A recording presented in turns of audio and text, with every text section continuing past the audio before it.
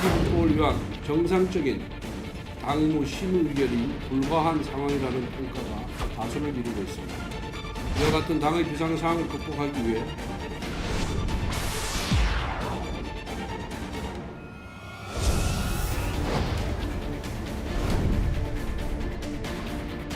지금 총 7명이 정원입니다. 7명 중에서 4명이 참석을 해서 상임정국위원회 소집과 정국위원회 소집 안건을 가결을 시켰습니다.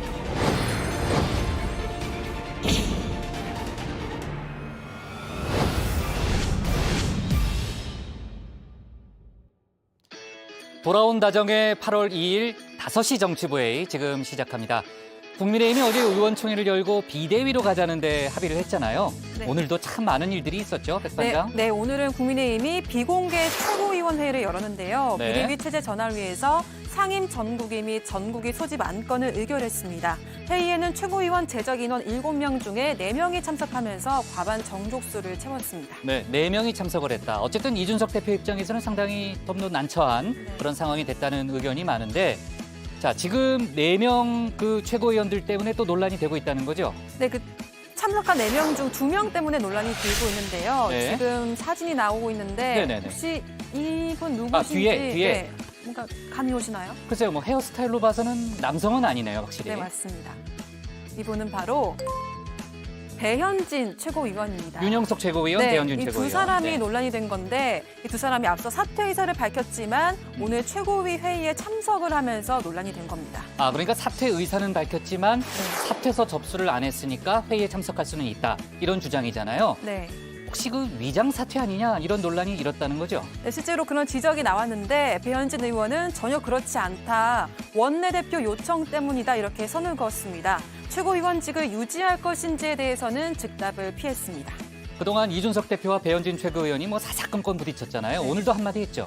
네, 이준석 대표는 오늘 반지의 제왕에도 언데드가 나온다 이런 얘기를 했는데요. 언데드? 네, 언데드는 직역하면 되살아난 시체 이런 걸 뜻하는데 사퇴 의사를 밝혔는데도 회의에 참석하는 배 의원을 겨냥한 말로 보입니다. 네. 자, 아무튼 오늘 권성동 원내대표 상당히 바쁜 하루를 보내는데요. 이따 상황실에서 저희가 자세히 짚어보도록 하겠습니다. 전 들어가도 되죠? 그럼요. 들어갈게요. 아, 도멘토가 자꾸 떠들어가지고 좀 신경이 쓰이네요. 네. 열이 밖에 저희. 네. 자, 오늘 회의는 신체커, 하마커, 류 실장, 조멘토, 백 반장, 그리고 정치부의 애청자 정혜원 분들과 함께하겠습니다. 오늘 회의도 정치권의 주요 이슈들을 모아서 쉽고 생생하게 전달해드릴 예정인데요. 어제도 그랬지만 회의를 진행하는 동안 정혜원들의 의견을 소통반장 백 반장이 직접 받을 예정입니다. 어제 뉴스픽에서 만 5세 초등학교 입학에 대해서 의견을 들었잖아요. 네. 그 회의가 끝난 후에도 정혜원 분들이 의견을 많이 주셨다면서요. 네, 많이 주셨고요. 유튜브 댓글을 통해서 의견 주셨는데 황내호님께서 좋고 나쁘고를 떠나서 현 한국 사회, 한국 교육 현실을 봐야 합니다. 이 정책이 적용되면 사교육 문제, 돌봄 문제, 입시 교육 문제, 각 어린이들의 학습 능력 차이 등 야기될 여러 문제를 생각 안 하고 툭 던지듯이 정책만 발표하는 행태가 더 문제다. 졸속 처리가 우려스럽다 이렇게 말씀을 해주셨고요. 지호연님께서는 아이들을 정책에 맞추지 말고 정책을 아이들에게 맞춰라 이런 의견 주셨습니다. 그리고 이어서 오늘의 주제는 국민의힘 비대위 체제 전환입니다. 비대위 체제로 전환하는 게 돌파구가 될지 아닐지 정혜원 분들과 함께 소통할 예정인데요. 여러분의 소중한 의견을 보내주시면 소통반장, 백반장이 소중하게 전해드리겠습니다. 많은 참여 부탁드리겠습니다. 네. 자, 과연 국민의힘 비대위 전환 묘수냐 자충수냐 조금 전에 자막도 나갔는데요. 관련된 정혜원 분들의 의견 이따가 듣도록 하겠습니다. 자, 오늘도 다룰 뉴스가 많으니까요. 서둘러 가도록 하겠습니다. 아, 참 신청권 왜 안 나가고 있어요? 네, 지금 나가겠습니다. 빨리 나가요. 네. 자, 신혜원의 뉴스픽 5부터 오늘의 정치부회의 출발하겠습니다.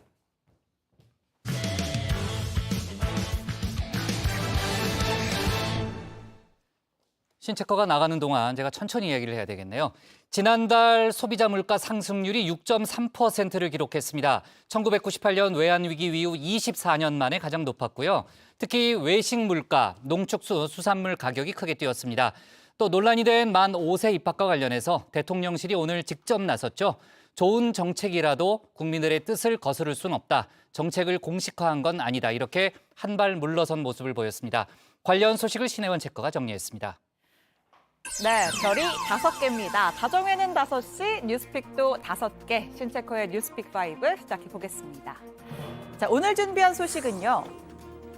네, 물가가 또 그리고 만옷의 일파만파, 펠로시 격추할 수도와 다돌린 경찰국, 마지막 공군서 또입니다. 네, 7월 물가가 또 훌쩍 올랐습니다. 6월에 이어 2달 연속 6%대, 정확히 6.3%가 올랐습니다. IMF를 겪던 1998년 이후 24년 만에 최고치인데요. 특히 농축수산물과 외식 물가가 대폭 오르면서 우리네 먹고 사니즘이 위협받고 있습니다. 특히 이제 밥상머리 물가, 외식 물가가 바로 와닿죠. 일단 당분간은 이제 국장한테 어. 소고기 사달라는 말이 제가 못할 것 같습니다. 너무 많이 올라가지고. 아 그래요? 네, 박마커의 다금바리도 제가 참치캔 수준으로 아, 좀 그래요? 낮춰보겠습니다. 아니 뭐 알아주니 고맙긴 한데 제가 어떻게든 마련해 볼게요. 또 우리 운영진들 고생하니까.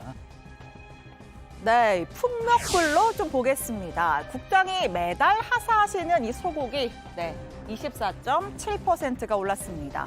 그럼 돼지고기로 눈을 돌려볼까요? 네, 돼지고기도 9.9% 만만치 않은 상승률입니다. 자, 문득 이참에 채식 다이어트라도 해볼까 하는 생각도 들었지만 그건 더더욱 어렵습니다. 이 채소류는 근 2년 만에 가장 큰 폭으로 올랐는데요. 오이, 배추, 시금치, 삼총사는 무려 70%가 넘게 올랐습니다. 이 폭염과 장마가 이어지면서 작황이 좋지 않았습니다. 참고로 전 다금바리를 포기할 마음은 없습니다. 포기해요. 네. 포기해요. 네. 참치캔 아니고 꽁치캔이나 뭐 이렇게 깨는 뭐예요, 깨는? 꽁치캔이나 네. 번데기 정도로 제가 더 낮추도록 하겠습니다. 네, 류 실장이 꽁치캔 이야기를 했었습니다. 이 가공식품도 사정이 마찬가지인데요. 우크라이나 전쟁과 환율 급등으로 원재료 가격과 제품 가격 모두 도미노로 올랐습니다. 이 밥친구 스땡, 네, 300원 올랐고요. 비엔나 소세지 1,000원 올랐습니다. 자, 여름철 짝꿍이죠. 아이스크림, 붕어 싸만땡은 200원이 더 올랐습니다. 자, 그나마 다행이라면 석유류 가격 상승폭이 줄었다는 겁니다. 여전히 35%나 오르긴 했지만 최근에 국제유가 급등세가 줄면서 다행히 주춤하는 양상입니다. 물가도 7월 달에 6.3% 정도 상승을 했습니다. 상승의 정도는 다소 좀 완화됐지만 아직도 높은 수준이다. 저희는 그렇게 생각을 하고 있고 대통령님을 비롯해서 경제부총리 모든 장관들께서 가용한 모든 정책 수단을 지금 총동원하고 있습니다.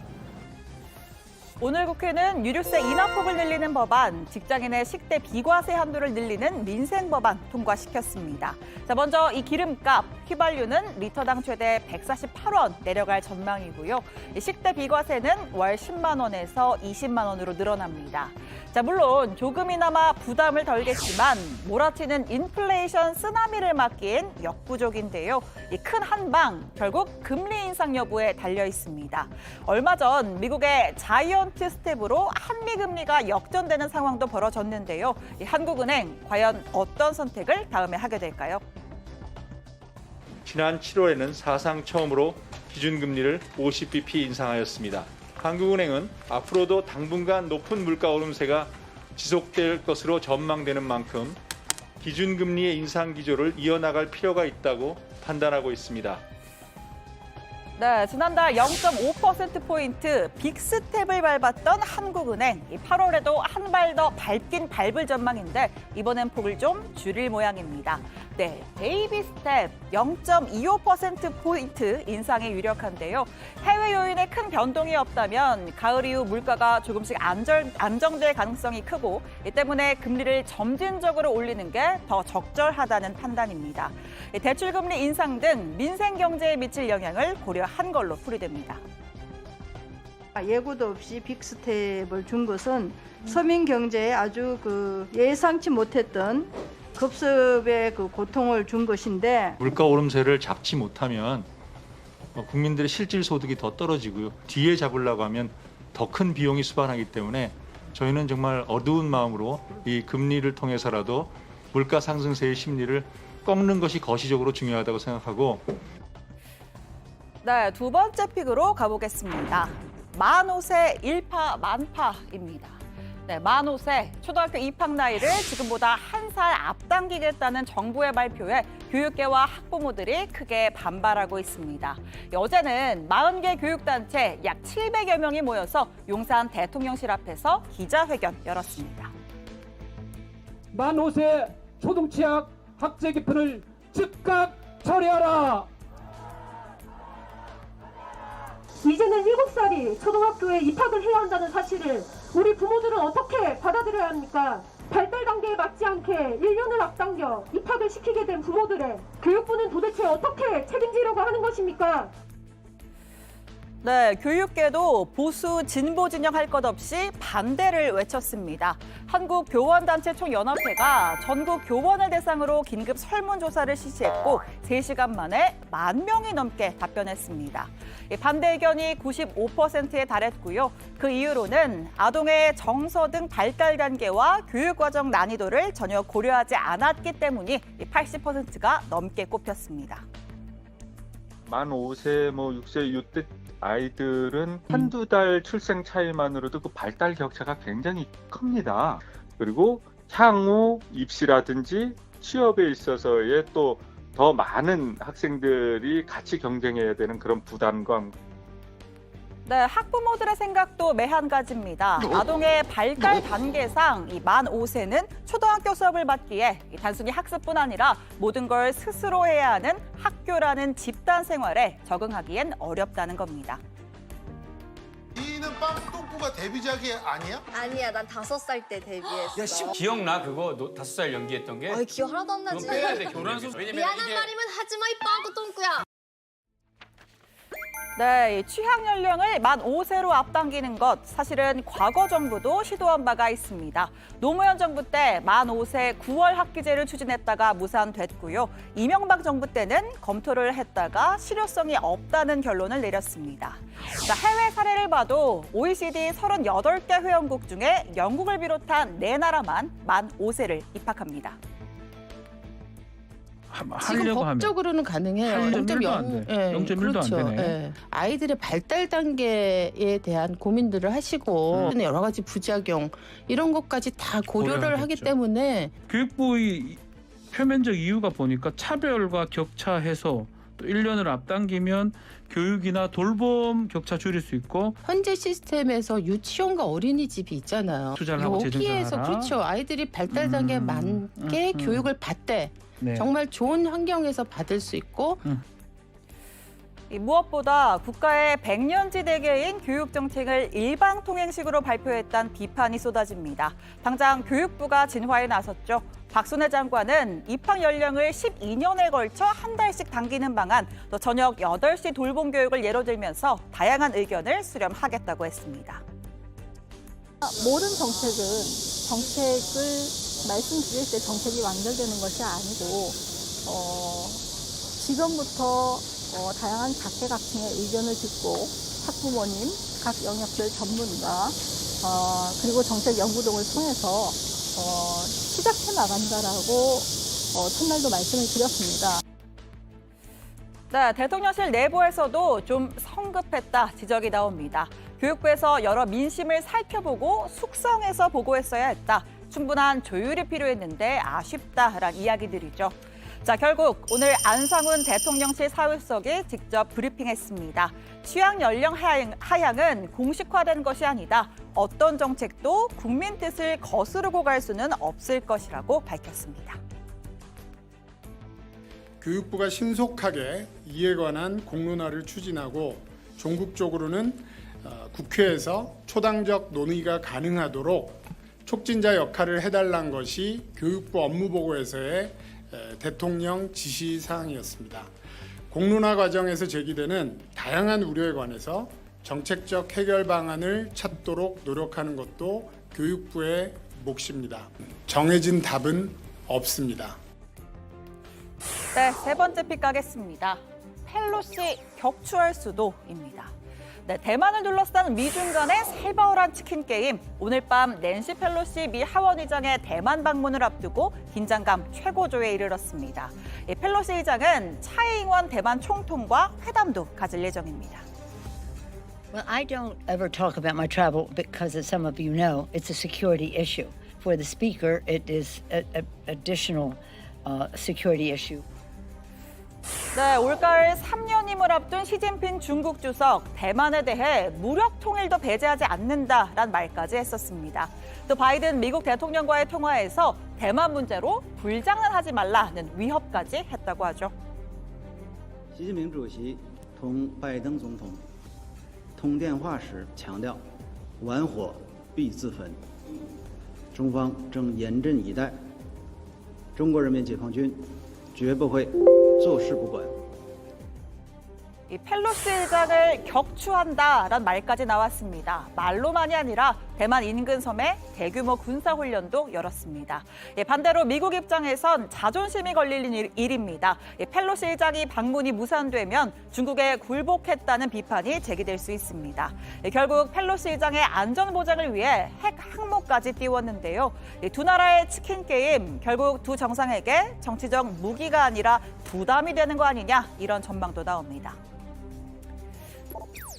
네 번째 픽은 다돌린 경찰국입니다. 네, 행안부의 경찰국이 오늘 공식 출범했습니다. 행안부 내 경찰 관련 조직이 신설된 건 지난 1991년 내무부 치안본부의 경찰청 독립 이후 31년 만이죠. 총경 이상 경찰 고위직에 임용 제청 권한을 갖는 등 행안부 장관의 책임과 권한 수행을 지원하게 됩니다. 오늘 또 숙소니 제가 한 6시 반쯤인 가서 출근했어요. 근데 여기 또 다르더라고.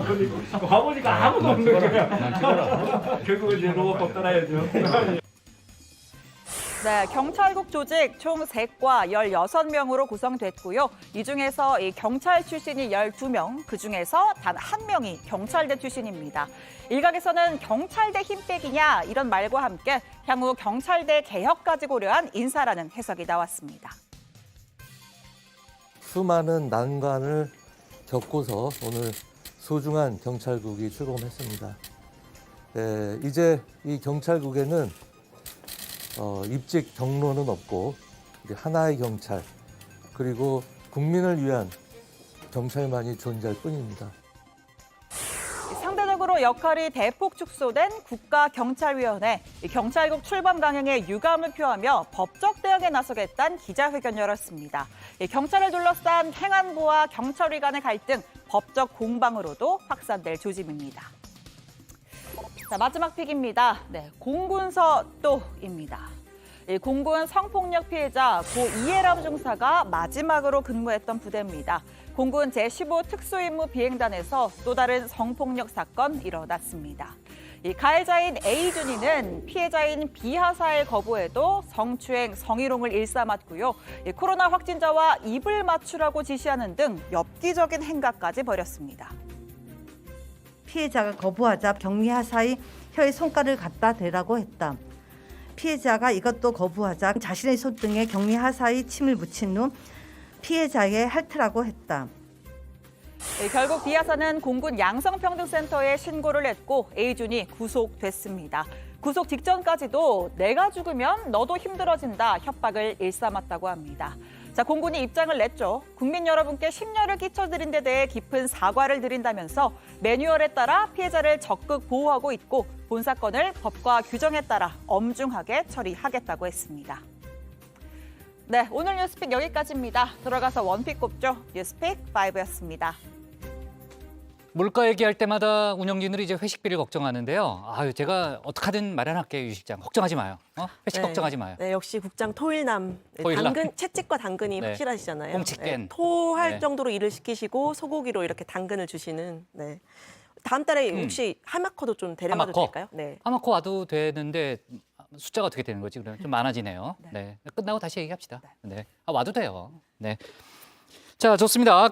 어제 저희가 만 5세 초등학교 입학 관련한 얘기를 다뤘고 관련한 논란이 이제 오늘도 뜨겁습니다. 이제 뉴스픽에서 저희가 자세히 좀 다뤄봤는데 오늘 대통령실이 직접 진화에 나선 거네요. 하마커.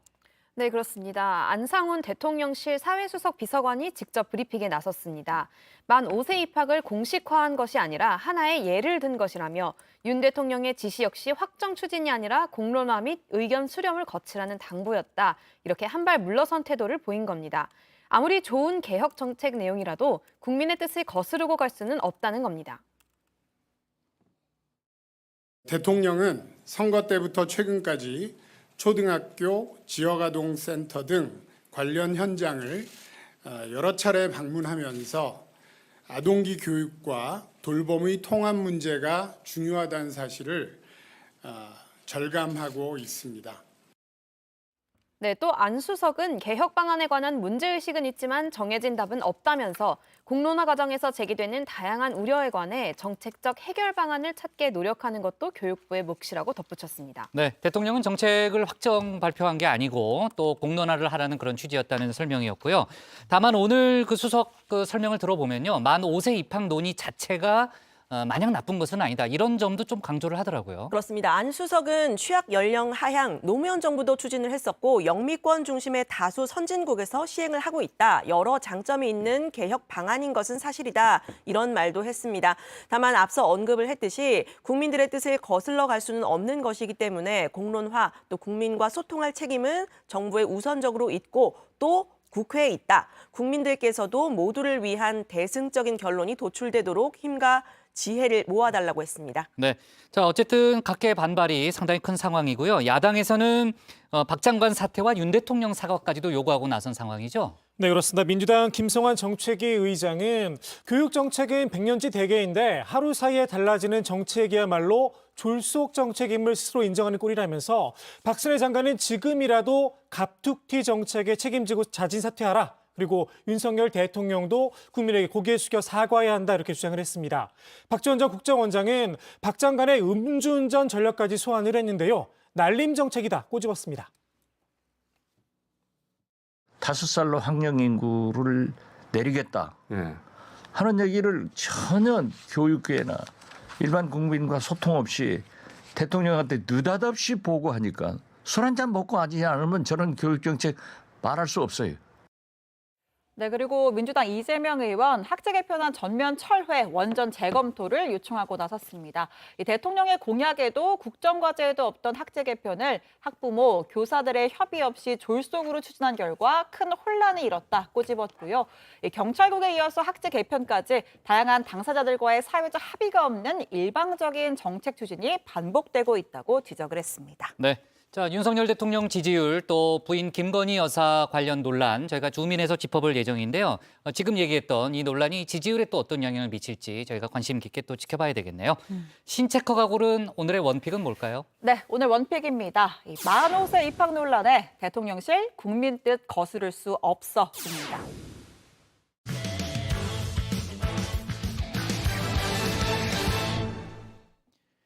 국민의힘이 비대위 체제로 전환하기 위한 전국위 회의를 가능한 빨리 열기로 했습니다. 오늘 최고위원회 결정인데요. 이 자리엔 공개적으로 사퇴를 선언했던 배현진, 윤영석 최고위원이 참석해 표결을 했습니다. 이준석 대표는 절대 반지를 향한 탐욕이라며 배현진 최고위원을 직격했는데 국민의힘 상황을 유정아 실장이 정리했습니다. 당이 비상 상황에 직면했습니다. 이를 돌파하기 위한 특단의 조치가 필요합니다. 현재의 혼란을 극복할 수 있는 현실적 방법은 비대위 체제로의 전환이라는 다수의 목소리를 들었습니다. 의원 여러분의 총의와 용단을 부탁드립니다. 네, 국민의힘이 비상대책위원회 체제 전환에 속도를 내고 있습니다. 어제 의원총회에서는 지금이 비상 상황이다라면서 이 비대위 전환을 추인을 했죠. 오늘은 비공개 최고위원회를 열어서 비대위 체제를 의결할 상임 전국위원회 또 전국위원회 소집안까지 가결을 했습니다. 전국위는 사흘 전에 공고를 해야 하니까요. 이르면 5일 이후부터는 비대위 전환을 결정할 수 있게 된 겁니다. 총 7명이 정원입니다. 그래서 7명 중에서 4명이 참석을 해서 상임전국위원회 소집과 전국위원회 소집 안건을 가결을 시켰습니다. 잠깐. 그런데 이 재적 최고위원 숫자 좀 이상하죠? 다시 한번 들어볼까요? 현재 우리 재적 최고위원 수가 7명입니다. 원래 9명인데 김재원 최고위원 사퇴를 하셨고 조수진 최고위원이 사퇴를 해서 지금 총 7명이 정원입니다. 그래서 7명 중에서 4명이 참석을 해서 상임정국위원회 소집과 전국위원회 소집 안건을 가결을 시켰습니다. 네, 국민의힘 최고위 상황을 보면요. 김재원 전 최고위원을 제외를 하면 지난주에 사퇴 의사를 밝힌 최고위원 3명입니다. 그러면 재적 최고위원 수는 5명이 되어야 하는데요. 오늘 직을 유지하겠다고 했던 정미경, 김용태 최고위원은 불참을 했고요. 공개적으로 사퇴 의사를 밝혔던 배현진, 윤영석 최고위원 오늘 회의에 참석해서 안건을 의결한 겁니다. 권성동 원내대표와 성일종 정책위 의장, 배현진, 윤영석 최고위원까지 이 4명이 참석해서 7명 중 과반이 된 건데요. 두 최고위원의 사퇴서 아직 수리가 되지 않았다고 합니다. 이건 저희가 당의 비상 상황으로 상정하고 어제 당론 채택에 따라서 이를테면 인수인계 시간이 필요하다고 원내대표께서 요청을 하셨기 때문에 제가 유지하고 말고의 그런 차원의 문제가 아니라 원내대표께 한번 직접 물어보겠습니다. 그래서 사퇴 의사를 밝혔는데 이제 당에서는 이제 일단 아직 수리가 안 됩니다. 사퇴서는 언제 내실 예정이세요? 사퇴서는 저는 이미 제출을 했습니다. 네, 이 사퇴한 3명 중에서 조수진 최고위원만 사퇴서가 수리가 된 셈인데요. 공교롭게도 조 최고위원 사퇴 당시에 이런 발언을 한 적이 있습니다. 이른바 윤핵관이라 불리는 선배들도 총체적 복합 위기의 근본적 원인을 깊이 성찰해 주십시오. 실질적인 이 선으로 모두 물러나 주십시오. 네, 이 최고위원들의 줄 사퇴요. 의원총회에서 지금이 비상 상황이라서 비대위로 전환해야 한다. 이런 의지를 모으는 근거가 됐었죠. 그런데 정작 사퇴한 최고위원 숫자 어제 권성동 원내대표가 직접 의원총회에서 밝힌 것과도 차이가 있습니다. 의결권을 갖고 있는 최고위 구성원 5명 중 5명이 사의 표명을 했습니다. 게다가 당 대표는 사고 상태입니다. 위기 극복을 위한 정상적인 당무 심의 의결이 불가한 상황이라는 평가가 다수를 이루고 있습니다. 네, 이준석 대표는 공개적으로 사퇴 의사를 밝혔던 배현진 최고위원이 표결에 참여한 걸 정면으로 비판했습니다. 최근 밀고 있는 반지의 제왕 캐릭터를 빌려서 언데드, 즉 직역하면 죽지 않은 시체라는 표현을 썼는데요. 저는 오늘 최고위원직에서 사퇴합니다. 라고 7월 29일 육성으로 말한 분이 표결 정족수가 부족하다고 8월 2일에 표결하는군요. 물론 반지의 제왕에도 언데드가 나옵니다. 절대 반지를 향한 그들의 탐욕은 계속됩니다. 네, 회의에 불참한 김용태 최고위원도 위장 사퇴 쇼에 환멸이 느껴진다라면서 비판에 가세했습니다. 검수완박 국면에서 탈당한 무소속 민형배 의원의 위장 탈당에 비유를 하기도 했는데요. 우여곡절 끝에 이 최고위에서 의결을 했지만 비대위로 전환하려면 여전히 암초들이 있습니다. 다시 비대위원장을 임명할 권한의 문제인데요. 당의 헌법이라고 할 수 있는 당헌 2월 보면 비상대책위원장은 전국위원회의 의결을 거쳐서 당대표 혹은 당대표 권한대행이 임명하도록 되어 있습니다. 이 권한대행이라는 문구를요, 직무대행으로 바꿔서 비대위를 구성하고 비대위원장을 임명한다, 이런 계획인데요. 권한대행과 직무대행 비슷해 보이지만 엄연히 다릅니다. 당대표가 없는 상황을 사고로 보면 직무대행, 벌위로 보면 권한대행인데 이준석 대표의 부재는 사고로 해석이 된 바 있죠. 권 원내대표는 자신이 직무대행을 맡게 됐다고 밝혔는데요.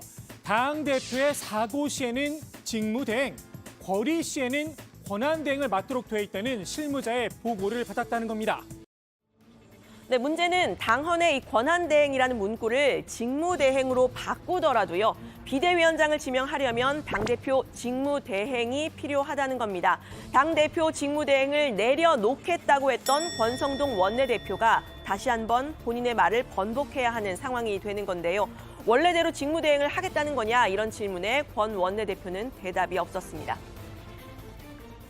대표님 그 직무대행이 임명할 수 있게 당원 개정하잖아요. 근데 대표님께서 앞서서 직무대행 사퇴하신다고 했는데 직무대행 그대로 그러면 일단은 하시는 건가요?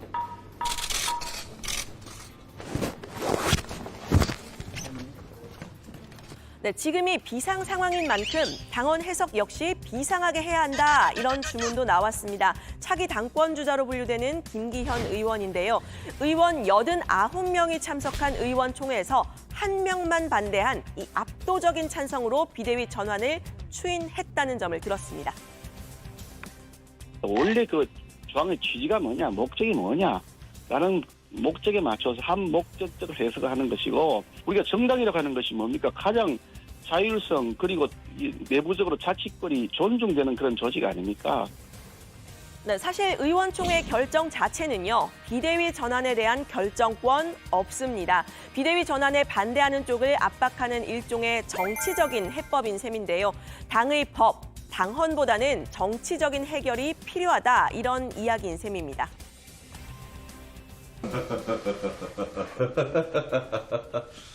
8대2. 내가 8이야. 싫으면 법대로. 법? 아직도 그런 뜨뜻미지근한 걸 믿어?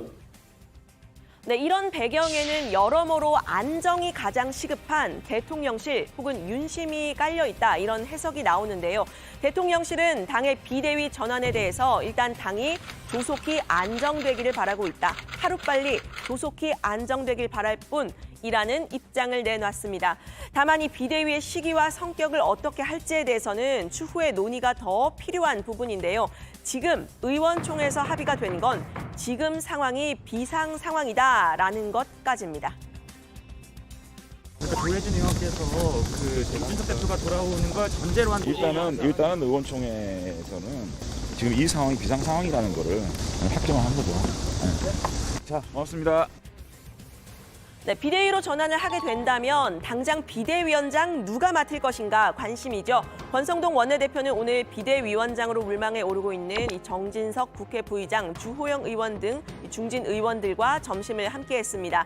이 자리에서는 비대위 체제 의결 권한이 있는 전국위원회 의장 서병수 의원도 참석을 했는데요. 서 의장은 비대위 전환 자체에 대해서는 부정적인 입장이다. 이런 부분을 공개적으로 밝힌 바가 있죠.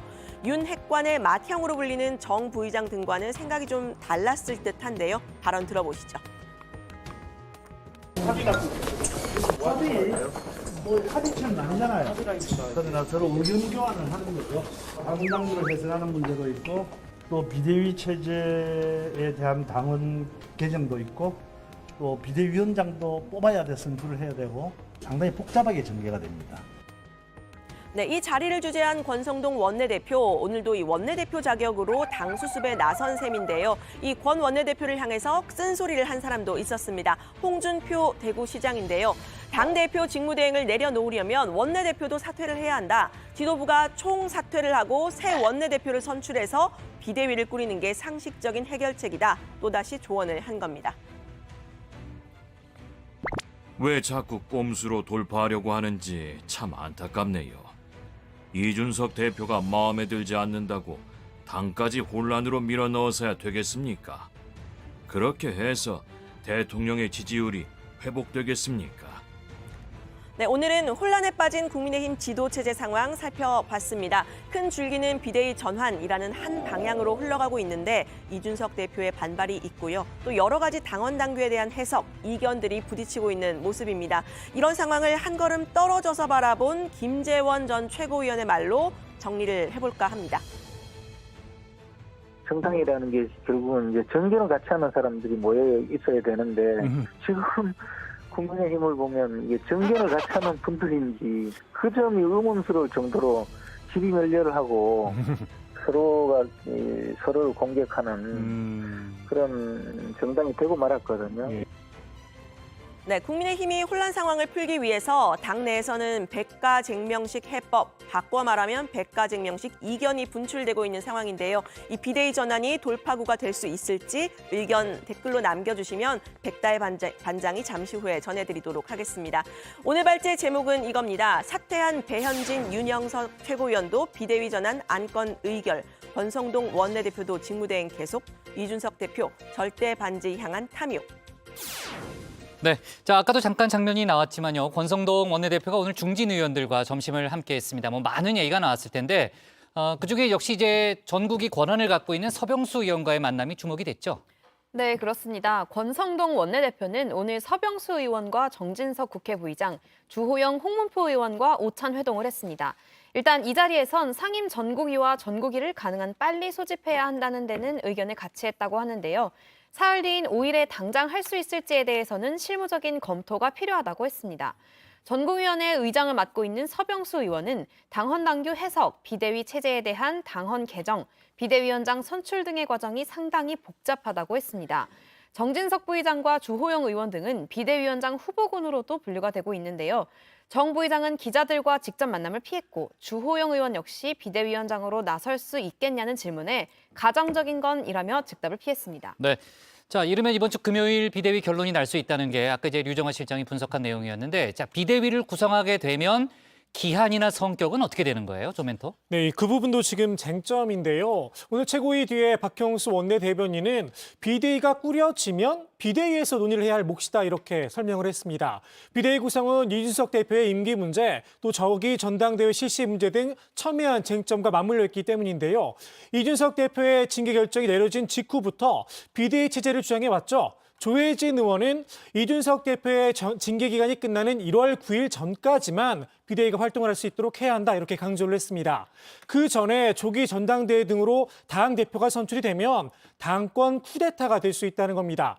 이 대표의 복귀를 막게 될 경우에 이 대표가 가처분 신청 등 법적 대응을 할 가능성도 고려해야 한다 이렇게 밝혔습니다. 그래서 저는 이준석 대표 복귀를 막지 않는 전제에서 비대위를 해야 된다고 이야기를 했던 것이고, 네. 만약에 비대위가 그런 걸 벗어나가지고 내년 1월 9일 날 법적으로 돌아올 수 있는 그 권리를 가진 이 대표의 그런 권리를 봉쇄하고 예. 정치적 축출하는 쪽으로 되면은 그건 이 대표 쪽에서 문제 제기를 할 수 있죠. 네. 권성동 원내대표가 원내대표직은 유지하는 부분에 대해서 여러 가지 당내에서 또 이견도 있죠. 네, 그렇습니다. 지금 이 비대위원장을 임명하는 권한이 누구한테 있느냐 이 문제가 좀 복잡하잖아요. 그리고 네. 권성동 이제 원내대표가 당대표 권한 대행이냐 아니면 직무 대행이냐 혹은 당헌도 개정해야 된다 이런 이야기가 나오고 있습니다. 이 홍준표 대구시장의 경우에는 권 원내대표가 이 직을 내려놓고 새 원내대표를 선출해서 비대위 체제로 가는 게 깔끔하다 이런 입장을 밝혔고요. 네. 이 친이계로 꼽히는 김용태 최고위원 오늘 최고위에 참석한 이 배현진, 윤영수 최고위원 비판을 하면서 위장 사퇴쇼다. 그리고 권 원내대표를 향해선 원내대표직 내려놓으라 다시 한번 요구했습니다. 당을 이지경으로 만들어 놓고 뻔뻔하게 원내대표직 유지하겠다는 건 욕심이고 그게 국가와 국민을 위태롭게 한다고 말했습니다. 다만 이런 원내대표직 유지에 대해서 부정적인 입장을 보이는 건 소수 의견이라고 합니다. 당이 혼란에 휩싸인 만큼 누군가는 수습을 해야 한다 이런 주장이 나오고 있는 건데요. 특히 집권 초기에 대통령실과 소통을 좀 할 수 있는 윤 핵관 인사가 원내 사령탑을 맡는 것이 안정적이지 않겠느냐 이런 의견이 있는 겁니다. 일각에서는 박근혜 정부 초기 각을 세웠던 유승민 원내대표의 상황을 반면교사 삼아야 한다 뭐 이런 이야기도 나왔는데요. 당시 지지율 하락의 원인이 됐다 이런 얘기죠. 하지만 이 정반대의 주장도 나왔습니다. 대통령이 자신과 가까운 인사로 당을 장악하려고 했을 때 좋지 않은 결과가 나왔다고 했는데 역시 박근혜 정부 초기에 유승민 원내대표의 관계를 예로 들었습니다. 들어보시죠. 대통령이 그러니까 1호 당원이니까 당연히 당에 어렵고 힘들면 수습해야 되는데 지금은 내쫓겠다라는 거에 관여하고 있잖아요. 박근혜 전 대통령이 2015년도에 유승민 당시 원내대표를 내쫓기 위해서 당에 개입을 했어요. 그 결과 뭐예요? 2016년 총선 깨졌죠. 17년에 탄핵당했죠. 비대위 전환에 대해서 이준석 대표는 계속해서 비판적 입장을 올리고 있죠. 네, 맞습니다. 오늘은 앞서 공개적으로 사퇴 의사를 밝힌 배현진 최고위원이 최고위에 출석해 의결에 참석한 점을 문제 삼았습니다. 반지의 제왕에도 언데드, 그러니까 죽지 않은 시체가 나온다. 절대 반지를 향한 그들의 탐욕은 계속된다 이렇게 적었습니다. 어제 의원총회의 결과에 대해서도 비판을 했는데요. 최고위원들이 사퇴해서 비상 상황이라는 거를 사퇴를 했지만 사퇴서는 안 냈다며 최고위원들을 다시 모아 표결한다는 것 자체가 제가 1년간 경험해온 논리의 수준이라고 쓴 겁니다. 당의 비대위 절차 의결 과정을 문제 삼고 있는 뜻입니다. 비대위 전환이 조금 급작스럽게 된 데에는 뭔가 다른 배경이 있다. 이런 주장도 당내에서 나오고 있죠. 일단 이 권성동 원톱 체제가 흔들리게 된 결정적인 계기, 윤석열 대통령과의 사적인 문자가 공개된 거다. 이게 정설인데요. 당무에 관여하지 않는다고 공개적으로 말했던 윤 대통령이 내부 총질이라는 단어를 쓰면서 여당 대표와 대화한 게 포착이 된 겁니다. 하지만 이 사건이 없었더라도 비대위 전환은 예정됐던 거다, 이런 주장도 나왔는데요. 정치평론가인 장성철 공론센터 수장은 이준석 대표의 성상납 관련 경찰 수사에 대해서 기소가 어렵다, 이런 보도가 나오면서 비대위로 가게 됐다, 이렇게 주장을 했습니다. 이 대표가 경찰에서 기소가 되면 권성동 직무대행 체제가 자연스럽게 비대위나 조기 전대로 전환될 거다, 이렇게 봤는데 그 전망이 어긋나게 됐다는 겁니다. 김성진 카이스트 대표의 진술밖에 없다. 이거 가지고 기소를 할 수가 없다. 그 보다가 나오기 시작하면서부터 당일 비대위 체제로 가야 되겠다라고 결심을 한 것 같아요. 그래서 그 문자 파동이 지금 보면은 하나의 계기가 될 수도 있지만 없었더라도 결국엔 비대위 갔을 것 같다라는 생각이 듭니다. 네, 오늘 상황실 발제 이렇게 정리하겠습니다. 사퇴한 배현진, 윤영석도 비대위 전환 안건 의결, 이준석 절대 반지 향한 탐욕으로 제목을 잡겠습니다.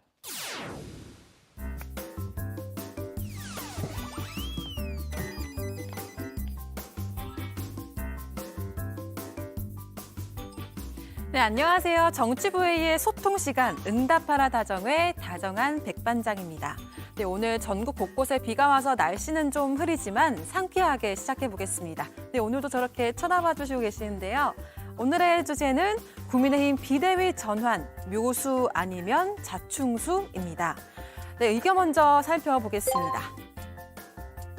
네, 먼저 CCBR 땡땡님께서는 전폭 지지한다. 이제야 마음이 좀 놓인다. 비행장 활주로에 돌멩이들이 여기저기 떨어져 있는 시기인데 비행기인들 제대로 이착륙이 되겠는가? 돌을 치웠으면이라고 말씀하셨습니다. 반면에 고땡땡님께서는 아직도 정신 못 차렸다. 지금 이준석을 내쫓는 비상대책위로 가서 무슨 이익이 있나. 비대위로 가서 당대표를 선출하려는 건 이준석을 배제하고 당대표 선출해서 차기 총선 공천권을 주려는 기득권 유지로만 보인다. 이렇게 말씀해 주셨습니다. 비대위 전환에 대한 찬반 의견 살펴봤는데요. 이어서 다정회가 방송되는 동안 정의원분들께서 실시간으로 올려주는 생각 함께 나눠보겠습니다. 네, 먼저 쭌쭈님께서는 비대위 전환하면 깊은 수렁에 빠질 것으로 생각됩니다. 그렇지 않아도 이준석 6개월 정지까지 먹었는데 그러면 누굴 비대위원장으로 할 건가요? 이렇게 회의적인 의견 보내주셨는데요. 반면에 와카노와카님께서는 국민의힘 비대위 전환하면 그 결과는 지지율 회복이다라고 하시면서 긍정적인 견해 전해주셨습니다. 이 밖에 댓글 적어주신 모든 정의원분들 고맙습니다. 네, 지난해 재보궐선거와 대선 그리고 지방선거까지 3번의 선거에서 모두 승리했지만 난국을 맞게 된 국민의힘. 집권 여당으로서 이 위기를 극복해 나갈 수 있을지 다정회와 함께 계속 지켜봐 주시기 바랍니다. 지금까지 응답하라 다정회였습니다. 네, 유튜브에 또 댓글 달아주시면요. 저희가 내일 다정회 시작할 때 다시 한번 소개를 하도록 하겠습니다. 자, 좋습니다. 지금까지 응답하라 다정회였고요. 다음은 하예빈 마커의 주민으로 가겠습니다.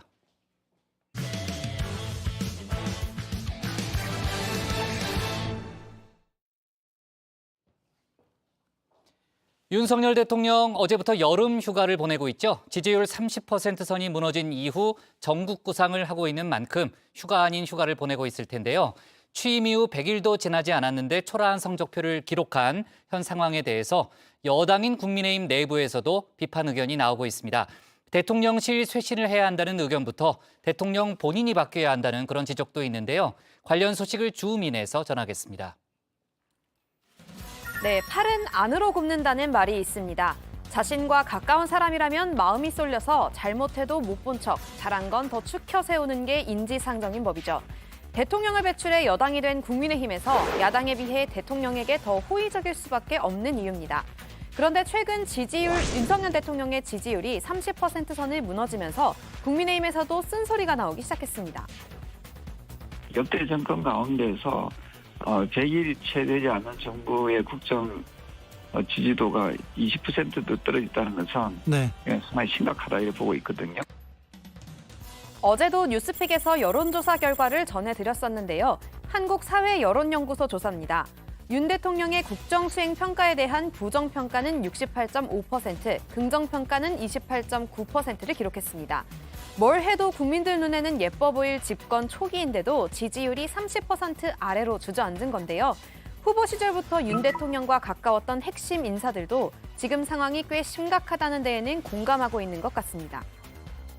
국민의 신뢰를 잃으면 어떤 말과 정책도 국민들에 의해서 진지하게 받아들일 수가 없기 때문에 대통령과 정부의 신뢰도는 시간이 걸리더라도 반드시 회복하기 위해서 모든 노력을 다해야 된다고 생각합니다. 내려앉은 지지율 회복을 위해 대통령실 인적 구성을 바꾸는 카드가 거론되고 있습니다. 당장 대통령과 가장 가까운 직책 중 하나인 비서실장이 타겟이 되고 있습니다. 비서실에서 최소한 누군가는 책임을 지는 사람이 나와야 된다고 보고요. 그럼 뭐 저희들 당대표 대행이 그만뒀는데 같은 급의 그 비서실장 정도는 그러면 비서실장이네요. 비서실장 정도는 책임을 져야 되는 거 아닌가 싶습니다. 이 밖에도 특별감찰관을 신속하게 임명해서 내부 부조리에 대응해야 한다거나 대통령 배우자실 격인 제2부속실을 만들어 김건희 여사의 활동에 따르는 논란을 통제하자는 의견도 나오고 있습니다. 가장 중요한 것은 초기 인사였습니다. 국민 기대에 부합하지 않은 몇몇 인사로 인해 잘한 것은 묻히고 잘못한 부분이 크게 부각됐습니다. 취임한 지 100일도 채 되지 않은 윤석열 정부가 국민의 신뢰를 잃게 된 이유는 근본적으로 어디에 있을까요? 다양한 해결책이 거론되고 있는 만큼 문제의 원인도 굉장히 복잡할 겁니다. 우선은 잘못된 인사정책 때문이라는 의견이 많지만 국민 앞에 내놓았던 약속을 번번이 지키지 않고 있다는 것도 일부 영향을 주었다는 분석이 있습니다. 사실은 이게 이제 그 가랑비에 옷 젖는다고 하나씩 국민들의 마음을 건드리다가 보니까 상당히 좀 많은 부분에서 좀 문제가 생겼다고 봅니다. 원래 국민들로부터 공모를 받기로 했던 용산 집무실의 새 이름.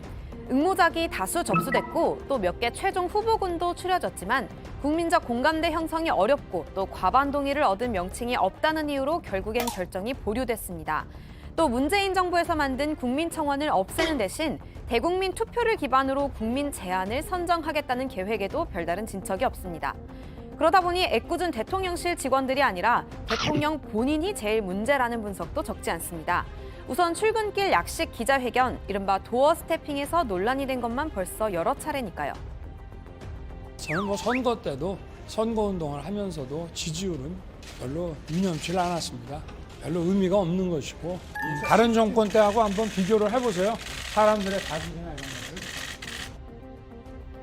이런 상황에서 대통령실 인적 구조만 바꿨다가는 괜히 직원들을 희생양으로 삼아 꼬리 자르기를 한다는 비판에서 자유롭지 못할 가능성도 있어 보입니다. 정치권에서는 윤 대통령 본인이 나서서 문제를 해결해야 한다는 이야기가 나옵니다. 지지율 하락을 보고 그 원인이 대통령 자체에 있음에도 불구하고 국민들에게 사과 한 번 안 했거든요. 그러니까 원인의 발생도 문제는 대통령이었는데 처방을 내리기 위한 대통령의 자세도 안 돼 있는 거예요. 반면에 일부 인사들은 윤 대통령 본인이 아닌 주변 사람들이 문제라면서 대통령 편을 들어주기도 했습니다. 윤 대통령에 대한 지지 의사를 공개적으로 밝혔던 심평 변호사 이야기입니다. 김종인 전 국민의힘 비대위원장과 이준석 대표를 거론하면서 잘못된 만남이라고 평가하기도 했습니다. 중요한 위치에 있던 두 사람이 윤석열을 전혀 이해하지 못하고 형편없는 저평가를 하였다. 윤 대통령과 이준석, 김종인 두 사람 간의 만남은 바로 잘못된 만남이었고 양측에서는 항상 불신의 기류가 흘렀다. 이런 가운데 대통령실 관계자는 오늘도 기자들에게 윤 대통령이 집에서 쉬고 있다면서 휴가 중 어떻게 지내고 있는지에 대해서는 묻지 않았다고만 답했습니다. 아마도 마음 편히 쉴 수는 없는 상황이겠죠. 그 와중에 김건희 여사의 논문 표절 논란과 관련한 국민대학교 측의 조사 결과가 공개되면서 또다시 대통령 부부가 논란의 중심에 서게 됐습니다. 앞서 지난 2007년에서 2008년 사이 김 여사가 게재한 논문 일부가 표절됐다는 의혹이 제기되면서 국민대학교가 조사에 나섰습니다. 최종적으로는 표절이 아니라는 결론이 나온 겁니다. 국민대에서 발표한 조사 결과를 살펴보니 학문 분야에서 통상적으로 용인되는 범위를 심각하게 벗어난 정도의 연구 부정 행위에 해당하지 않는 걸로 판단했다. 이런 내용이 담겨 있었습니다. 야권에서는 즉각 비판이 쏟아져 나왔습니다. 제가 볼 때는 그 국민대는 뭐 충성한다고 하셨는지는 모르겠는데 오히려 윤석열 대통령의 지지율을 떨어뜨리는 행동을 하신 걸로 보입니다. 네, 어쩌면 표절보다도 더 큰 논란이 됐었던 부분이죠. 논문의 영문 초록입니다. 회원 유지를 멤버 유지로 번역해서 논문의 질이 떨어진다는 지적을 받은 바 있습니다. 국민대는 이 부분에 대해서도 궁극적으로는 문제가 없다고 봤습니다. 영문 표현에서 미흡한 점이 일부 있으나 논문의 질에 대한 문제 제기는 연구 부정 행위에 해당하지 않아 검증의 대상이 아니라는 겁니다. 국민대는 김건희 여사의 멤버 유지를 위해 김 여사의 박사 학위를 유지한 것인지 심히 의심스럽습니다. 비판이 나온 건 정치권뿐만이 아닙니다. 국민대학교 재학생과 졸업생들이 모이는 커뮤니티에는 한때 졸업생으로서 개탄스럽다는 글이 올라왔습니다.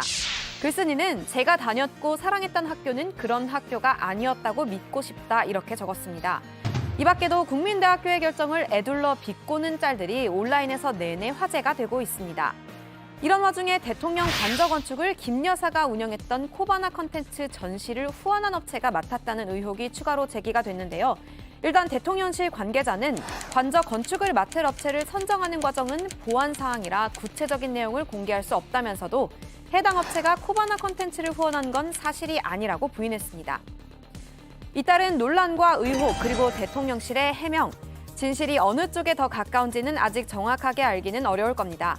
당분간은 국민의 신뢰가 회복될 때까지 얼마나 시간이 걸릴지도 쉽게 예측하기 어려운 답답한 상황이 계속될지도 모르겠습니다.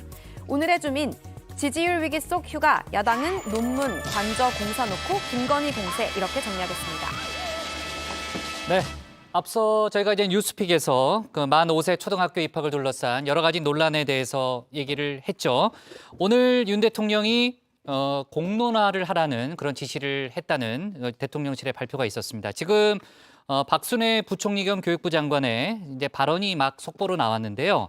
국민이 원치 않는 정책은 폐기될 수 있다는 그런 입장을 밝혔다고 합니다. 간담회를 아마 하고 있는 그런 모양인데 혹시 관련된 발언이 또 추가로 나올 가능성도 있습니다. 저희가 혹시 속보가 더 나오면요. 다시 한번 전하는 걸로 하고요.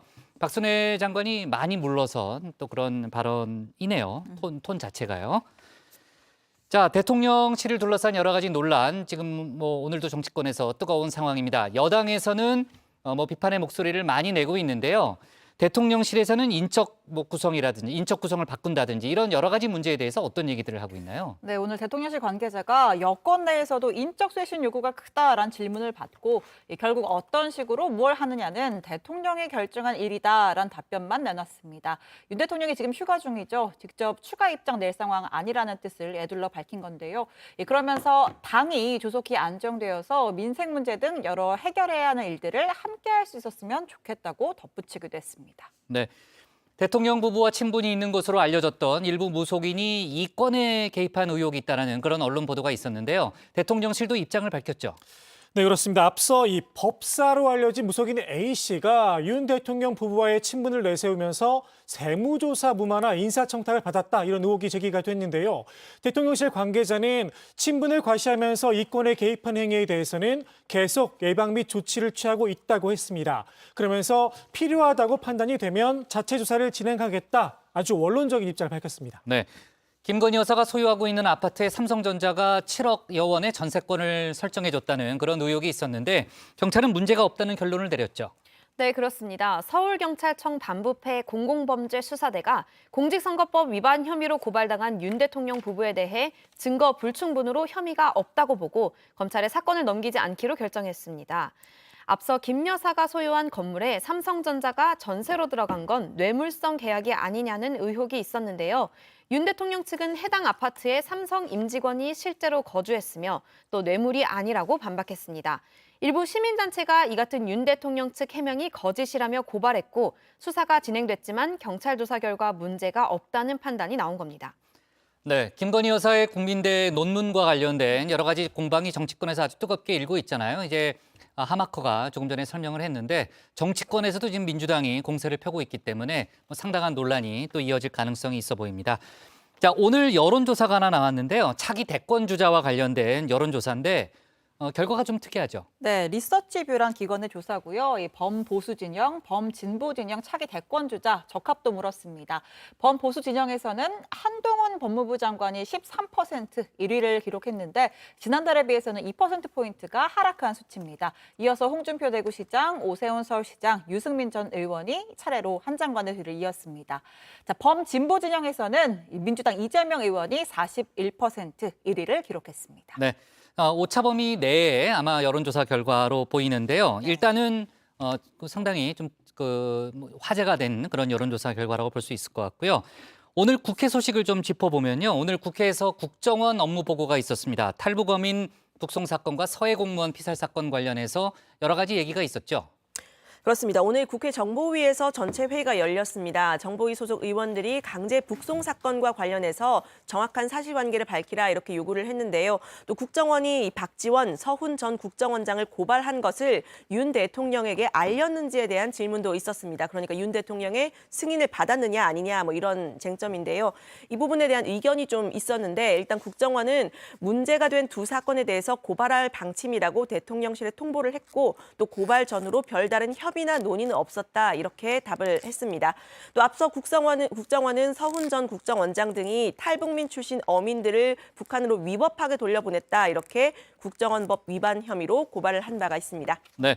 어제 저희가 얘기했지만 서훈 전 국정원장이 이제 귀국을 했죠. 김현철 전 장관은 그 전에 왔고요. 이제 관련된 수사가 상당히 속도를 낼 가능성이 있어 보입니다. 속보가 좀 많이 나올 것 같으니까요. 하마커 나중에 국회 돌아가도 네. 좀 취재해서 누구한테 친체커한테 좀 전달해 주기 바라요. 그렇게 하겠습니다. 네, 좋습니다.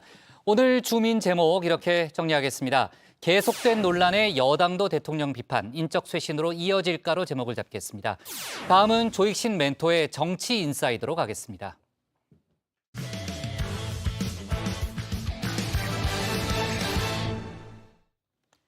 이번엔 민주당 얘기해 보겠습니다. 당권에 도전한 이재명 후보가 연일 설화를 겪고 있죠. 이 후보는 조금만 삐끗하면 침소봉대한다면서 불편한 심기를 드러냈는데요. 당내에서는 본인을 먼저 되돌아보라는 반격도 나왔습니다. 한편 97그룹 단일화를 놓고 팽팽한 줄다리기가 이어지고 있는데요. 강훈식 후보는 박용진 후보에게 이른바 반명 이외에 단일화 명분을 내놓지 못한다면은 단일화가 어렵다는 메시지도 전했습니다. 관련 내용을 조익신 멘토가 정리했습니다.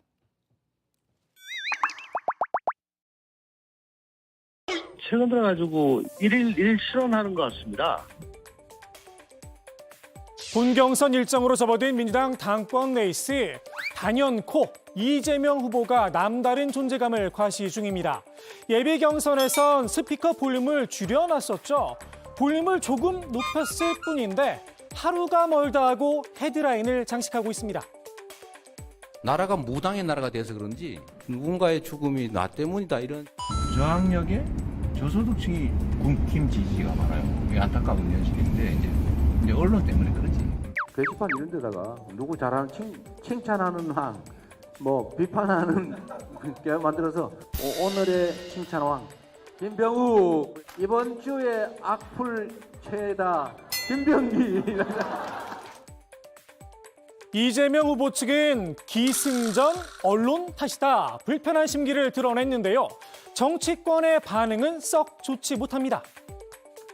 조금 잘못 전달이 되면은 언론을 탓하는데 민주주의 국가에서 언론 탓하는 사람 치고 잘 되는 것 없습니다. 매번 상대방이 언론이 그 발언을 왜곡한다면은 저 같으면 내가 어디 그런 비밀을 줬을까라고 뒤돌아봤을 것 같습니다. 이 후보 본인의 발언엔 아무런 문제가 없었을까요? 먼저 저학력, 저소득층은 국민의힘을 지지한다. 이른바 계급 배반 투표론을 제기했죠. 정치권에선 맞다 틀리다 갑론을박이 벌어졌습니다. 사실 이건 어디까지나 학문의 영역입니다. 문제는 그 다음 발언이었습니다. 언론 때문에 라고 사족을 붙인 겁니다.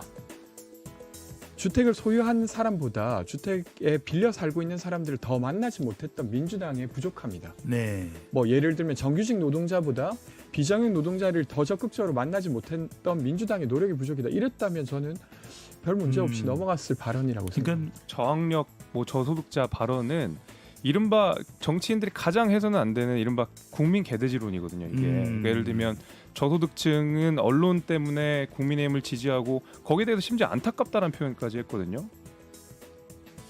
이 후보 본인도 저소득층, 소년공 출신 아니냐는 지적까지 나왔습니다.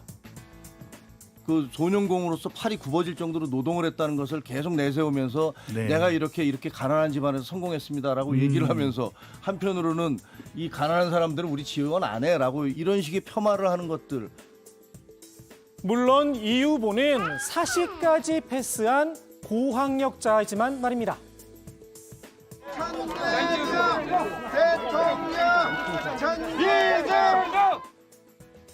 당원들을 위한 온라인 직접 민주주의, 이른바 문자 폭탄을 대신할 욕 플랫폼 구상도 당내에서 강한 비판을 받았죠. 이 후보는 재밌자고 던진 말이다, 이런 입장인데요.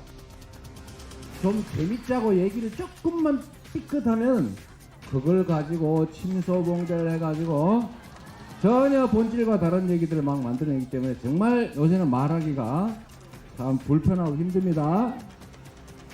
무심코 던진 돌에 수박은 맞아 깨질 수 있습니다. 저야 문자폭탄 맞아도 그냥 제 핸드폰, 저 휴대폰 안에 그냥 남아있는 거고 예. 남 안 보여주고 그냥 혼자 묵묵히 견디면 되는 거 아니겠습니까? 그렇죠. 근데 이게 맨날 온라인 플랫폼에 이게 탑 랭커로 이제 올라가고요. 오늘 2등 했다, 어제는 1등 했다. 그러면 제 휴대폰에 메시지함이 강제 오픈된 거랑 뭐가 다르겠냐, 이런 생각이 들더라고요. 저도 명예감정이라는 게 있지 않습니까? 그렇죠. 예. 더욱이 당원들과 온라인에서 소통하자는 것과 욕을 하자는 건 엄밀히 다른 문제죠. 또 온라인 민주당을 개설해서 당원들 누구나 자신들의 의견을 표출하고 그런 의견들을 담는 게시판도 만들고 또 커뮤니티도 만들자는 것에 저도 공약이 있습니다. 예. 다만 욕을 하자라는 문제는 좀 다른 문제인 것 같습니다. 예. 당원들의 욕설, 사실 이 후보도 민감하게 반응했던 사안입니다. 지난 대선 당시 권리당원 게시판을 임시 폐쇄했었죠. 이 후보를 향한 욕설이 문제였습니다. 반 이재명 분들이 그동안 이제 민주당 홈피 게시판을 상당 부분 이제 지배를 해왔거든요. 근데 이분들이 이재명 후보에 대해서 이제 그쪽에 공격을 하니까 이건 이제 도움이 안 되는 거 아니겠습니까? 그래서 일단 이제 폐쇄를 한 상태입니다. 당은 원래 다른 의견이 당연히 존재하는 걸 전제하기 때문에 의견 낼 수 있습니다.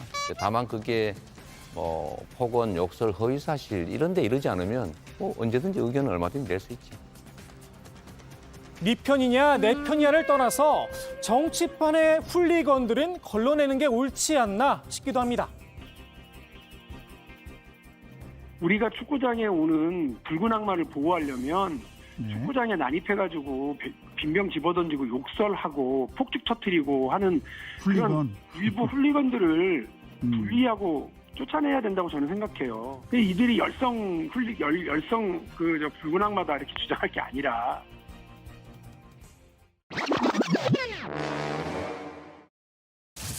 아전인수의 시간인가 보죠? 이른바 어대명 기류에 맞설 단일 후보는 나다. 강앤박 두 후보의 신경전이 치열한데요. 단일화의 속도를 붙이기 위해서였을까요? 조응천 의원이 슬쩍 천기를 누설했습니다.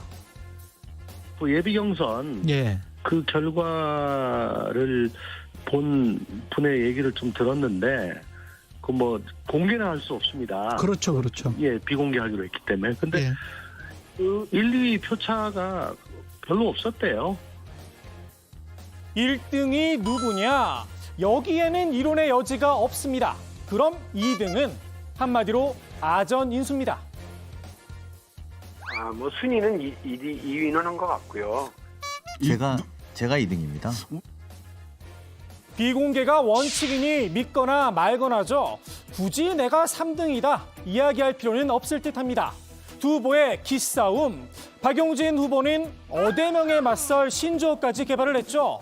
언론에서 많이 써달라 특별 주문까지 했습니다. 오늘부터 대세는 박용진, 대표는 박용진의 뜻입니다. 오 대박. 오늘부터는 박용진이 대세로, 박용진이 당대표로 이렇게 흘러가는 분위기를 반영하는 얘기이고요. 그래서 앞으로는 어대명 얘기하실 때마다 오 대박을 같이 좀 붙여주시면 고맙겠습니다. 오 대박이긴 한데 자력갱생까지는 아직 무리인가 봅니다. 단일화가 꼭 필요하다며 강훈식 후보를 연일 압박하고 있는데요. 당초 내일까지 단일화를 하자 제안을 했었죠. 그런데 강 후보는 아직 장단을 맞춰줄 생각이 없는 듯합니다. 내일까지 단일화는 불가능하다 분명하게 선을 그었는데요. 이른바 반명 외에 단일화에 합당한 이유가 뭐냐 따져 묻기도 했습니다. 비전은 반명이고 뭐 캠페인은 단일화로 하는 거는 뭐 본인 그 후보의 개인의 선택인데 저는 지지자들이나 유권자들이 왜 단일화해야 되는지 무엇을 위한 단일화인지에 대해서 정확하게 설명하지 못하면 자꾸 단일화의 문은 닫힐 수밖에 없는 거 아닌가 하는. 명분 없는 단일화 하지 않을 수도 있다는 건데요. 강 후보는 각자가 가진 비전 제시가 먼저라는 입장이죠. 이른바 반명은 수단이지 목적이 될 수는 없다는 겁니다. 박 후보, 그동안 나름 비전을 제시하긴 했었죠. 민주당이 달라졌다 이렇게 가려면 박용진이 당대표가 되는 민주당은 1. 약속정당, 2. 경제정당, 3. 청년정당, 4. 사회연대정당, 5. 국제정당으로 갈 거다. 이렇게 하기 위한 민주당이 8가지 실행과제가 이렇게 있다라고 쭉 말씀을 다 드렸고요. 다만 국민들에게 메시지가 제대로 전달됐을지 의문이긴 합니다. 박 후보가 시종일관 전면에 내세운 전략, 반명의 기수였으니 말입니다. 제가 볼 때는 분위기 확 달라질 거다 곧. 그리고 사실상 박용진과 이재명 후보의 이제 1대1 구도 만드는데 열을 걸겠습니다. 박 후보는 열흘 안에 양강 구도를 만들겠다 자신을 했는데요. 이번 주말 강원과 대구, 경북 그리고 인천과 제주에서 순회 경선이 있죠. 여기서 명실상부한 2등을 차지해 강 후보를 저만치 떨어뜨려 놓겠다는 계산인 듯합니다. 단일화를 압박하는 여론도 커질 수 있겠죠. 반면 강 후보의 시간표는 조금 더 먼 곳을 바라보고 있습니다. 다음 주 주말 PK와 충청 지역에서 경선이 치러지는데요. 충청은 강 후보의 홈그라운드입니다. 여기서 승기를 잡는다면 단일화 주도권 강 후보가 줄 수 있습니다. 부울경과 충청입니다. 부울경과 충청으로 넘어가면은 좀 뭐 중립지대거나 혹은 또 뭐 강훈식 후보의 본거지거나 뭐 이런 곳으로 넘어가야 이제 제대로 된 그림이 나올 것 같고. 다만 정치권에선 결국 두 사람이 단일화에 실패할 거란 전망도 나오는데요. 각자가 생각하는 정치적 로드맵이 다르다는 겁니다. 박용진 의원은 나는 이재명 후보랑 맞싸워서 나는 당의 중요한 지도자의 위치에 올라갈 거야 라고 생각을 하는 것 같고 강훈식 의원 같은 경우에는 나는 충청권 맹주가 될 거야. 자신들의 이념과 신념과 정책 그리고 존재감을 드러내기 위해서 완주하게 되지 않을까? 여기에 이른바 이재명 당대표에 대한 두 사람의 생각 차이도 큽니다. 이재명 후보가 대표가 돼도 뭐 문제가 있는 건 아니겠죠, 민주당이. 다만 이재명 후보보다 더 제가 당대표가 되는 것이 더 젊은 수권 정당을 만드는 데 필요하기 때문에 제가 출마한 것이고. 개파 독점의 정치로 비민주적인 모습을 보였었던 거 이런 거 넘어서야 되잖아요. 악성 팬덤에 그냥 끌려다니고 침묵하는 그런 정치로 어떻게 국민들 앞에 우리 당이 집권 세력으로 설 수 있겠습니까? 그렇지 않아도 확대명이란 말까지 나오고 있죠. 단일화가 없다면 이변이 일어날 가능성도 적어지는 셈인데요. 국민의힘에선 벌써 땡대명이란 분위기입니다. 땡큐 당대표 이재명. 야당복이 있음을 실감한다는 말까지 나왔습니다. 민주당의 변화, 혁신 이런 것은 전혀 관심이 없고 오로지 팬덤 현상 거기에 의존해가지고 팬덤, 홍위병, 뭐 당립, 민주주의 압살 이런 컨셉트에 맞는 형태로 당 대표를 뽑는구나. 꼰대 수구 기득권이 되어간다 민주당이. 글쎄요, 국민의힘이 민주당 걱정을 할 처지인가 싶기도 합니다. 민주당 입장에선 여당복도 만만치 않죠. 가만히 있었는데 지지율 역전에 성공했으니 말입니다. 언제쯤 정치권에서 누가 잘하나 경쟁을 볼 수 있을까 싶기도 합니다. 정치권이 반사이익만 노린다면 국민들 입장에선 정말 박복한 거겠죠. 오늘의 정치 인사이드 이 노래로 정리하겠습니다.